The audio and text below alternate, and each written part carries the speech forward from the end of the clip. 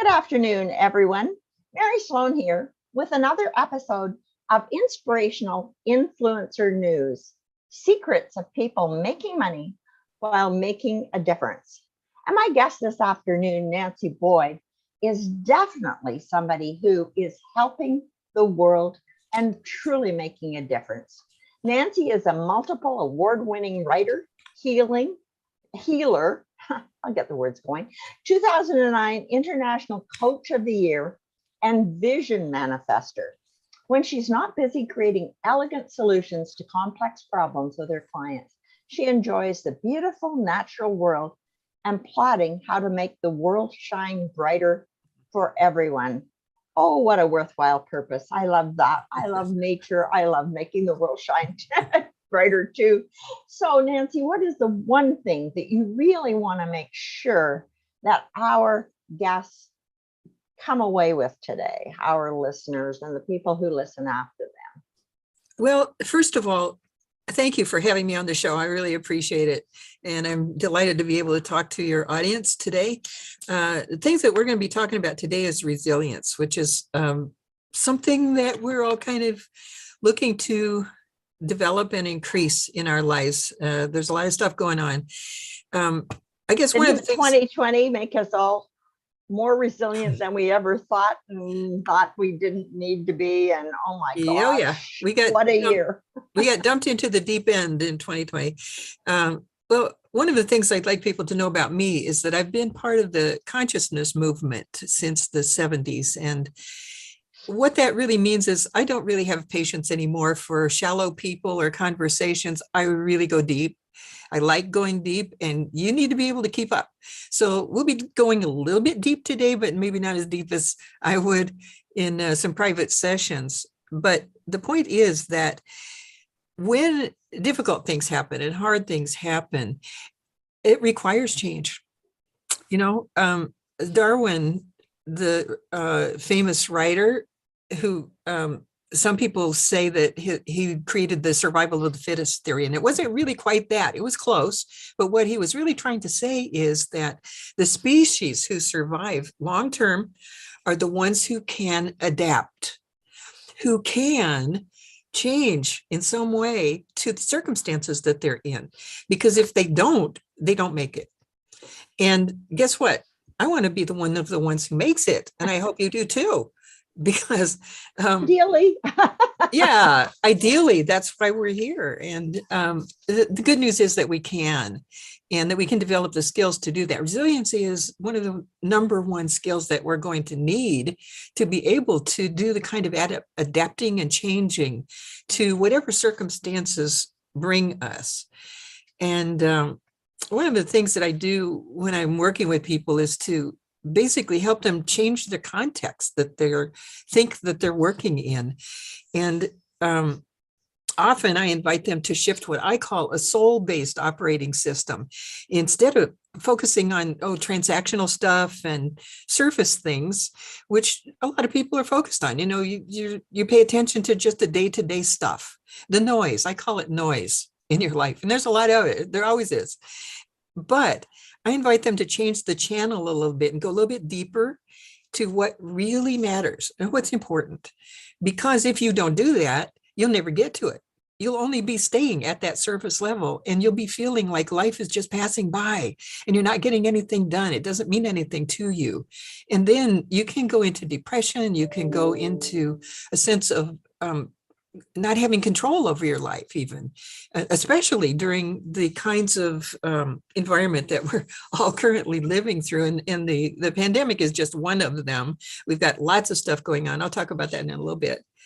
But no, I think that what you're saying, and I find it to be true in my own life, is that, I can't get by just on a transactional basis. Out there, things happen, and I have to be prepared to bring it in and rethink it and reposition it so that I can deal with it more effectively.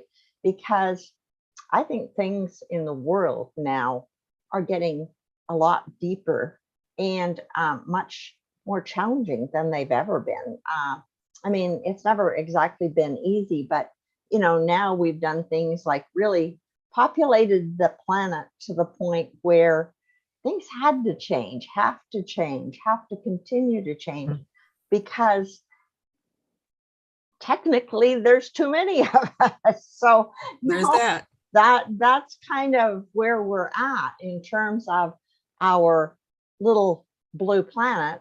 So things are going to need to change. And if I've always sort of said, be the change that you want to see in the world. And until you can do that and accept that that's where we're all going, it's going to be hard. It's going to be really hard. And, we'll talk about some of the effects that the circumstances that we're in right now. But I want to give an example of one client that comes to mind that I worked with about what I mean by changing the context of what things are going on. Like, you may think it's this, when if you really take the time, and this is the key to everything, is take enough time for yourself to look at and understand what is the context in which this is happening. What's the context of your life in terms of the whole planet? Where are you in your life? And what's the context of all these events? So this one client was complaining to me over a long period of time, actually for several weeks, about this woman who kept inviting her to lunch and coffee and so forth. And she was viewing this like an annoyance. It was a waste of her time. Like, she has things to do. She's busy. She's trying to build her practice. And I finally said, you know what? This woman is probably trying to hire you. She's trying to connect with you. And what if, instead of just being an annoyance in your life, you are missing out on a really good client who actually wants your services? And she hadn't even considered that as a possibility. Because her context was, this woman is annoying me. I don't have time for it. Well, if she's trying to build her practice, don't you want to connect with people who want to hire you? That makes just sense. So that's the context that she was missing. And sometimes, if we can just shift a little bit and understand a bigger picture of what's really going on or could be going on, there's so much more opens up for us. And this is true, not just in terms of a specific thing, but in general. The more we can open up and say, well, what if it's different or something else than how I'm looking at it right now? It takes some time to do that, and it pays us. It's worthwhile doing, to learn what are the bigger contexts for things. So, for instance, right now, the way I see it, we're living through 4 major stressors in life. We had the pandemic that began in 2020. We've been building up to enormous climate change, which you mentioned a little bit. Overpopulation is one piece of what happens to help cause some of the things that go on with climate crises that we're really in right now. And if you can't see that, you haven't been paying attention. The other effects that we're living through, which may or may not be connected to this, we can look at it in lots of different ways, but there's a lot of political upheaval, and there's a lot of conflict right now in the world between a democratic view of way of operating versus authoritarian ways. And this kind of conflict is actually causing wars in places. We see it in Ukraine. We see it in some other places in the world. And I'll speak to that particular part of things in just a moment. But the fourth thing is the economic uncertainty and a little bit of disruption that happens as a thread through things, and even just the uncertainty of unknowing what will happen as a result of the climate change. Are we going to have enough food to feed everybody? Is it going to wipe out our ability to produce food in the world? So these are all issues that interconnect in certain ways, but there's certainly 4 things that stress us in all of us. I would say 4. Well, those are the 4 main ones. There's a whole lot more than that, but there's 4 main ones. And the thing is that adversity could strike at any time, and no one is really immune from it, no matter how wealthy you are or how healthy you are. it isn't dependent on those things. So it's sometimes it feels like it's just random, and maybe it is, I don't know. But we're all surviving these traumatic personal and global events, and we're being affected by them, even if they're not happening to us personally. Like, for instance, I want to go back to the conflict that we talked about that can be serious enough to create countries to go to war, or people to, even within families, to fight with each other and break long-term relationships. Well, what this points to is that one of the ways that I see that we need to change, and that we can change, is to learn how to manage ourselves and our conflicts better. And you don't do that overnight. You can't. You have to approach it consciously and with a view towards how to hold that whole energy in a way that it's healing rather than causing deeper conflict. So the context of how things happen and form is important to know, and take the time to reflect. And first of all, I think even more than that, just bottom line before that is to take really good care of you,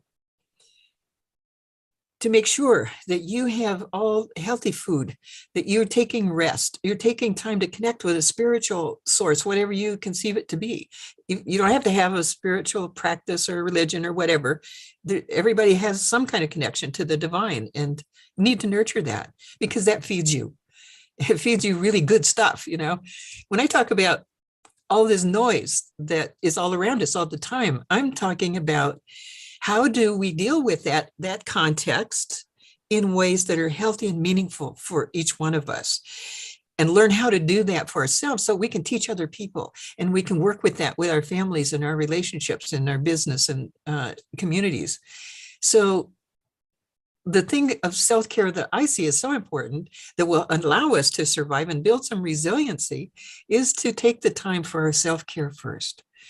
And that can be whatever you think it should be. Nobody gets to determine that for you. Hopefully you get to figure that out for yourself, but do it in ways that are meaningful for you and that work for you, and give you the kind of space you need to understand your context and what you want to do about it from a heart place, not from reactive, like, oh, this is happening, I got to do something about it. That can get you out of a crisis, maybe temporarily, but long-term, we need better plans. We need better ways to manage our feelings, our conflicts, ourselves. And that is what resiliency is all about, as far as I can tell. So what do you think about that? And I have a few more things to say about resiliency than that, but let's start there. What do you think? Well, resiliency is interesting. I mean, I think that it's something that you can build up, that you don't need, when you see little kids, they kind of have a meltdown every time they trip and fall and have a boo-boo, right?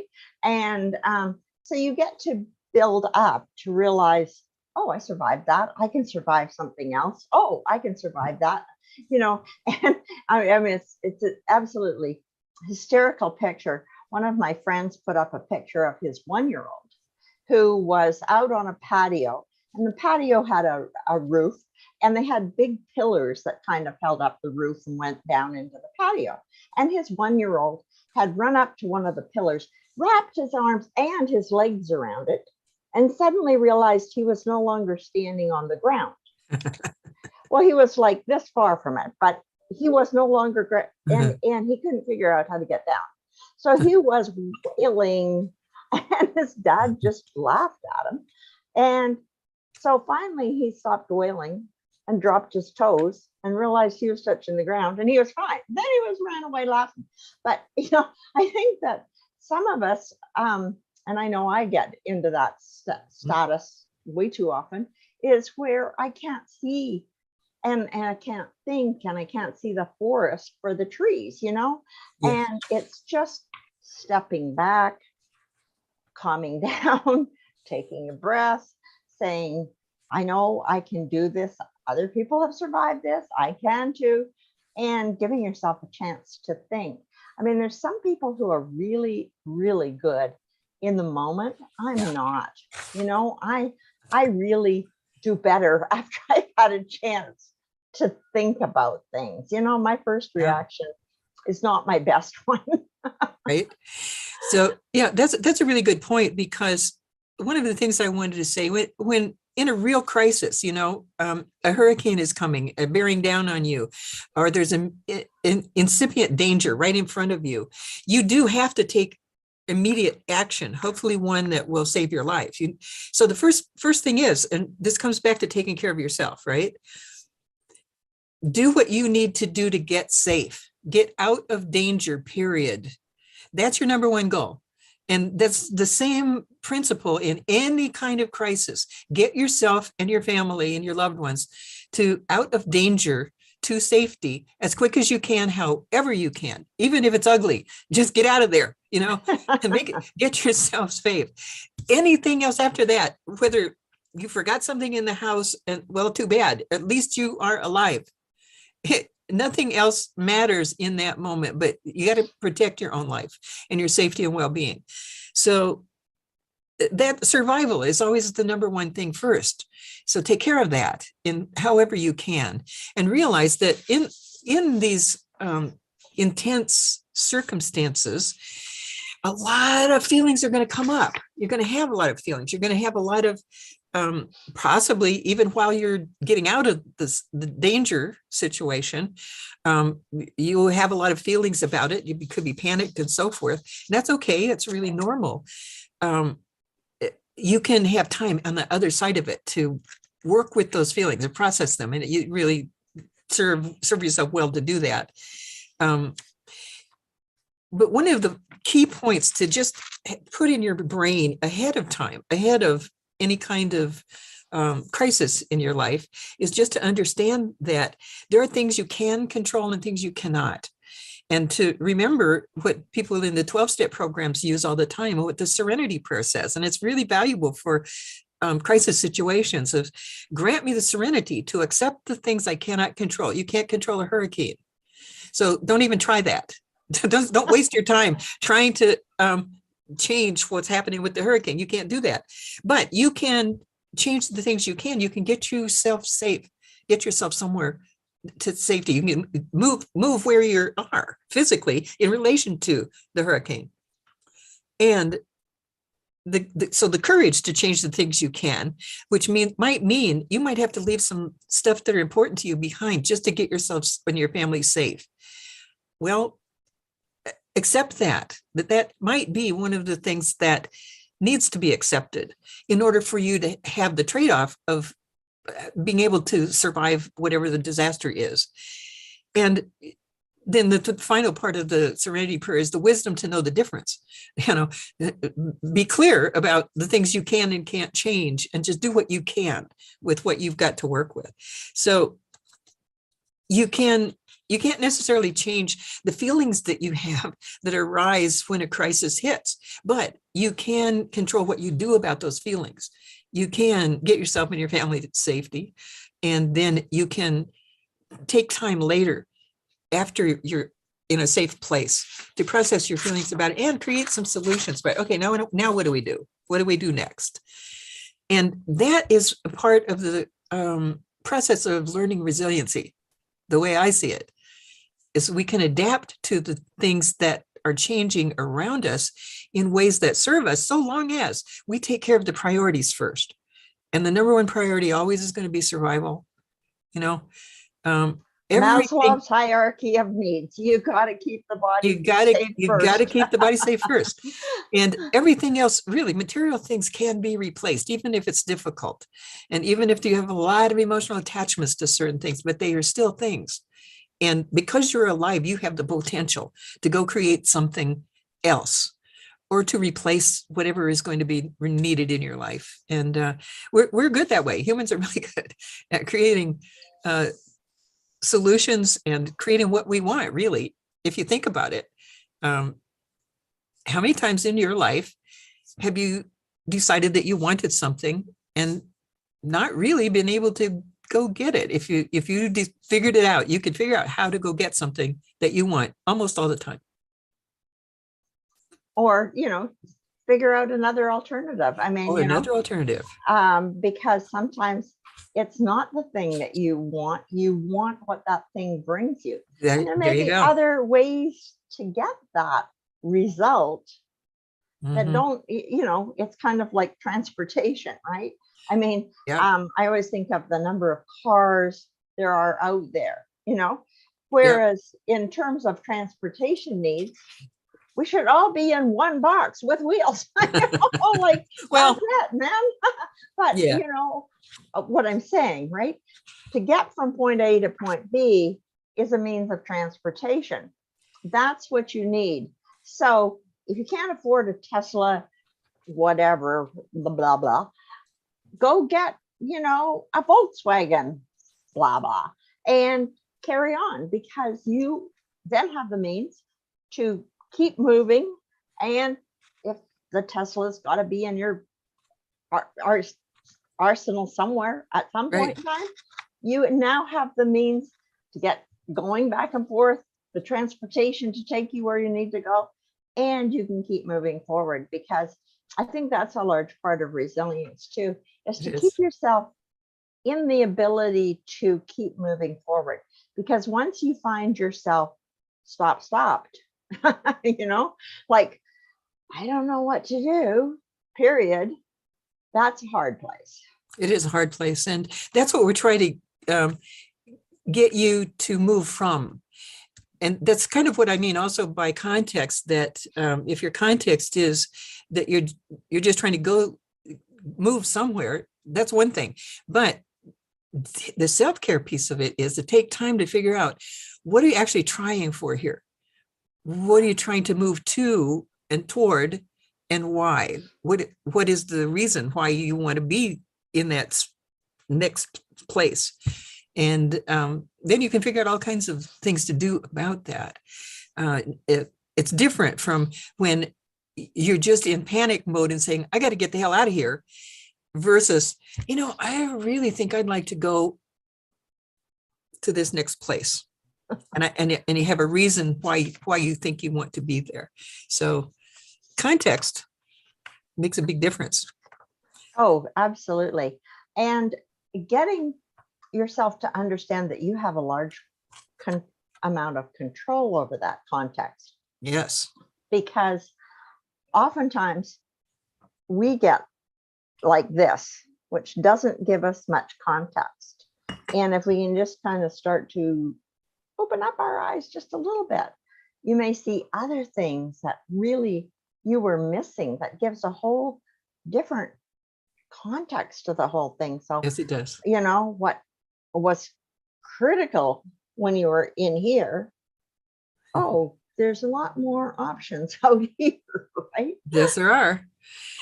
So one of the things that it helps people to realize that when you have what you have control over and what you don't, a lot of times people feel, especially in a crisis situation or during a trauma, that you have no control over your feelings because they're so intense and so powerful. Well, actually, you can't necessarily control what's happening because that involves other people or other circumstances. But we do have control over how we respond to things. We may not always have control over what feelings and emotions arise, and sometimes we can feel powerless over them. But this is a thing to develop as part of learning how to become more resilient, is how better to manage yourself. And that's another piece of what I was talking about earlier, is to manage yourself, learning and remembering that you are in control of your own thoughts and your own feelings, even if sometimes it doesn't feel like it is. But you do if you take the time to do it. And if you're always just running, and you're living in the noise, you're not going to be very good at it. You're not going to do very well at finding the right context that allows you to take helpful actions for yourself and for your community. So that's another reason why that's really important. And by the way, it's not only up to us as individuals. My opinion and what I see working best in the world right now is when people connect with each other and work together to co-create better solutions. Then we come up with really good stuff, versus one person trying to be it all and do it all and be the leader That's not working so well. No, no. And, input is really critical. I mean, Yeah. I don't think one person would ever want to think that they were responsible for getting another man to the moon. They Yeah. really like How a would that little work? bit of help, Right. I mean, because there's a lot of moving parts. So, remembering that you don't have to do it alone. And that's been a tough thing for me to think about. It's sort of like, I don't know, John Wayne lived in my Right. blood. I got to do it. But no, I don't. No. And really reaching out and saying, does anybody know how to? Oh, and now, of course, I have YouTube U, and anytime I've got a Really? how-to Yes. question, I can go to YouTube U, and Or go 5 to people have an the Google. answer. Go to the Google. But yeah, in fact, I highly recommend a book. If people struggle with this issue, there's a really good book, and it's called Help is Not a Four-Letter Word. And and it shows you why it's really, really valuable to be able to ask for help. And some of the smartest people in the world know how to do that and do that. And some of them you would look at and you would think they're the so-called John Wayne types, but they've learned the secret of how powerful it is to ask for help when you need it and get the right kind of help. So don't be afraid to do it. The power of the mastermind, as Henry Ford was putting together the car industry for the very first time, and reaching out and putting a lot of smart people in the same room. I mean, obviously there's a lot of smart people, and you might know this piece, and I might know that piece, and Tom knows that piece, and Sally knows this piece, and all of a sudden you've got a whole different universe to work with. And that whole new universe, it could be really, really beautiful. There's nothing to say that what we can create together has to be as scary as what we're facing now. We can, and really probably should, work on creating a kind of world that we don't have to recover from. Hey, what would that be like? I want to live there. That's the kind of world I am invested in helping build. Okay. It's the kind of world that just makes sense, first of all. And it's the kind of world that is just beautiful to think about, and it makes you feel good to think about. So I'm investing a lot of my energy personally into whatever I can contribute to help that happen, help shape it, and motivate people to get involved in those ways. So that's one reason I'm here talking with you and with your people. Well, interestingly enough, this half-hour show seems to blow by so quickly. Yes.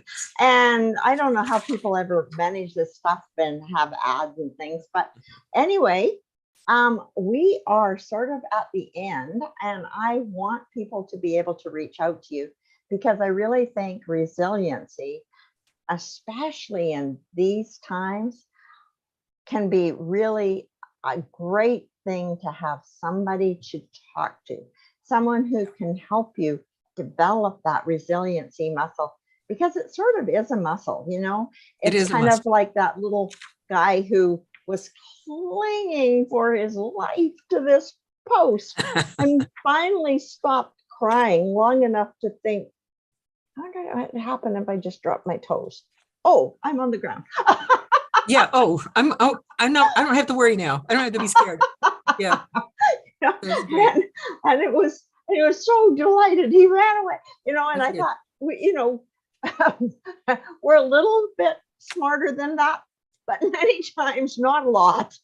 We can all get there so easily.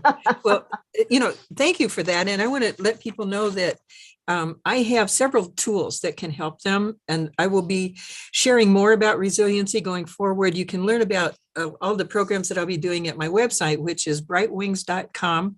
And if you type that in and put /about, you can also get on my mailing list and download a free book called Partner with the Power to Create Your Life.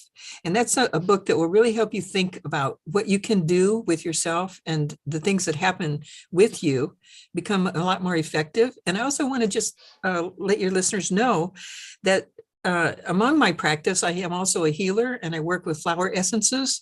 I have created a very good formula to help people develop their own resiliency, and it's called simply the Resilience Formula.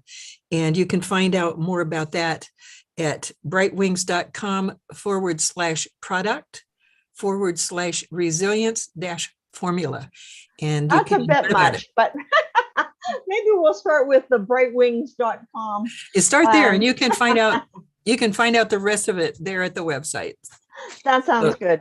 Anyway, thank you so much for coming on my show, and we'll look forward to seeing you again and seeing you in the community. Really appreciate it. Thank you, everyone.